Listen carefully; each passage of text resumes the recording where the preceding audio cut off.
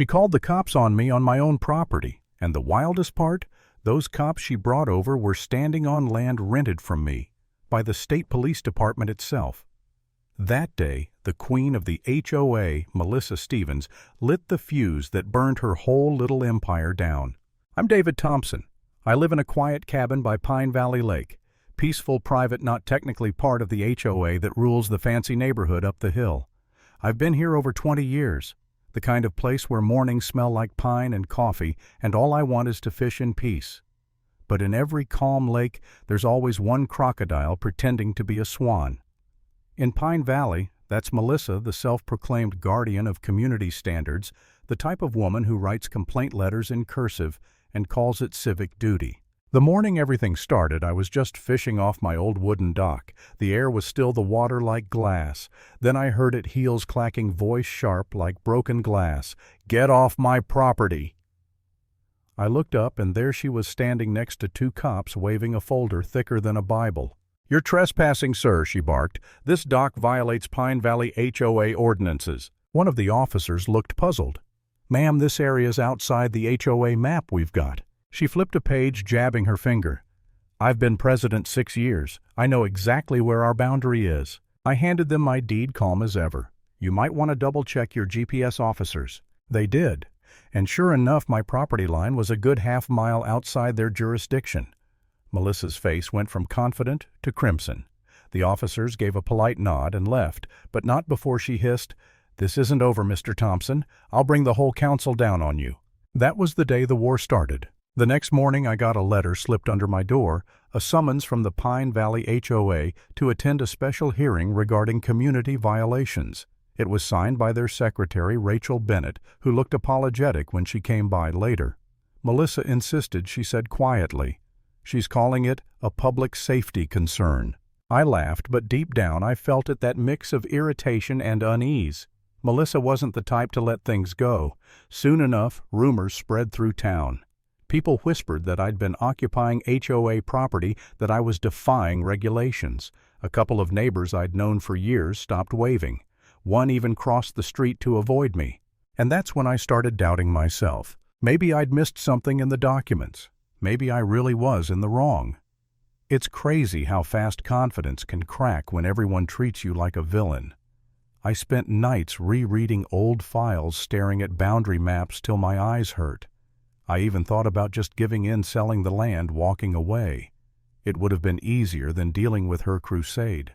Then one night, old Bob Anderson knocked on my door with 2 beers. "Melissa's scared of one thing," he said. "The truth. If you've got proof, show it." That simple advice snapped me back. I realized she was counting on me to fold. So I called Daniel Parker, a property lawyer with a spine of steel, and we started digging.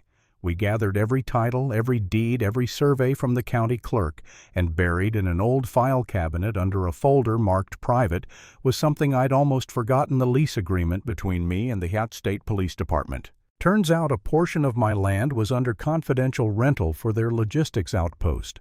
I couldn't talk about it before due to the contract. But suddenly, it felt poetic. The same cops she tried to use against me were legally renting the land from me. The HOA meeting felt like walking into a courtroom hosted by amateurs. The room was packed, neighbors, board members, curious onlookers. Melissa sat at the front pearls, glinting under fluorescent lights, gavel in hand, like she was judge and executioner. "Today," she announced, "we address a serious breach of community standards. Mr. Thompson has illegally built and occupied property belonging to Pine Valley." The crowd murmured. She held up photos, zoomed-in shots of my dock, my fence, my mailbox, as if any of it proved ownership. I stayed seated, letting her have her show. Then Patricia Johnson, one of the board members, raised a hand.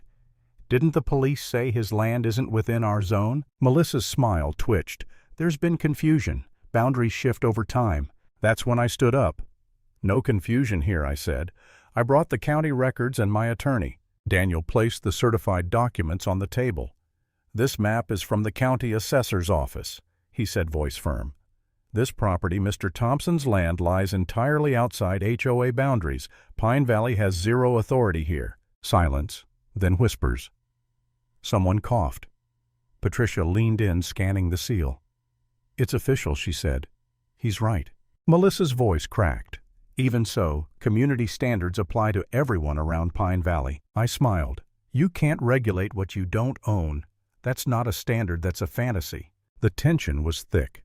For a second, I thought she might actually throw the gavel at me. Instead, she slammed it down and barked. This meeting is adjourned. But it wasn't over. 2 days later, I got a notice Melissa had escalated it to the county, filing a formal complaint claiming I violated zoning laws. Fine, I thought. Let's do this the right way. At the county meeting, it was me, Daniel, Melissa, her attorney, James Morrison, and a clerk named Susan Walsh. Susan opened the county's database and projected the official zoning map. As you can see, she said, Pine Valley HOA's jurisdiction ends here. She drew a red line. Mr. Thompson's land begins here, half a mile away. James stammered. There could be a discrepancy in the records. Susan cut him off. No discrepancy. But there is a special note attached to this parcel. She turned to me, eyebrow raised. I nodded. Susan read aloud. This property is currently leased by the State Police Department for use as a regional operations outpost. Active contract, verified and sealed. The room froze. Melissa's face drained of color. Even her lawyer leaned back like he'd just swallowed a lemon. I broke the silence. So technically, when you called the police on me, you called them to arrest someone on land they're renting. Daniel couldn't resist a smirk. That's unprecedented, Melissa stuttered. There must be? Susan calmly closed the folder. The county considers this matter resolved. Mr. Thompson's property is fully private. The HOA has no standing here. And just like that, her reign cracked. Word spread fast by evening. Half the neighborhood knew she'd overstepped and dragged them into a legal nightmare with the state.